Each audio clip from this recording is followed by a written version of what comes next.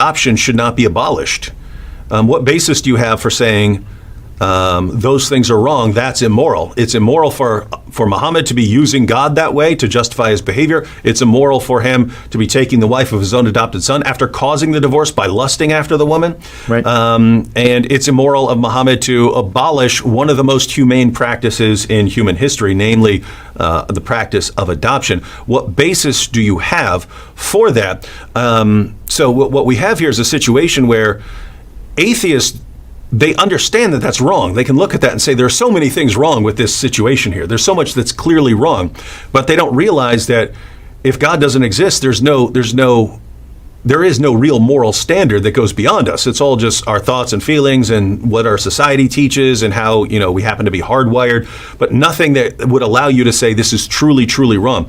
And so let's go to back to William Lane Craig's version of the moral argument to show people the problem here. So in an earlier video, we discussed the moral argument, but here it goes. Premise one, if God does not exist, then objective moral values and duties do not exist. Meaning that if there is no God, if there's no ultimate standard of good, if there's nothing beyond ourselves, then we're the ones who are kind of making the rules, and we make all kinds of different rules. Different societies make different rules.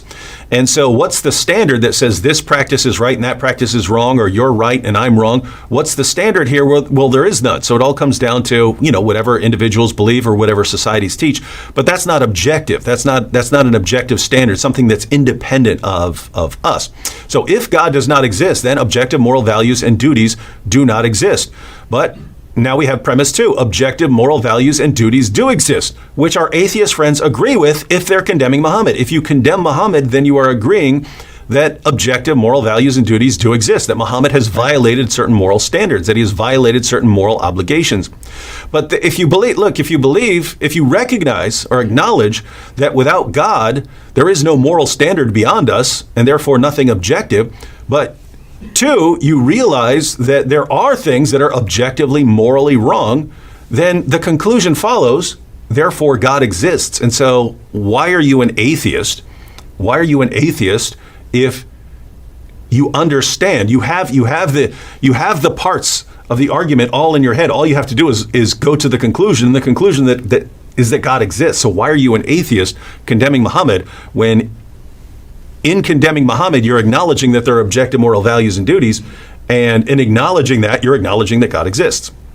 Yeah, I mean, it's definitely a struggle and a challenge, and I can see, like I said, brother, why some of our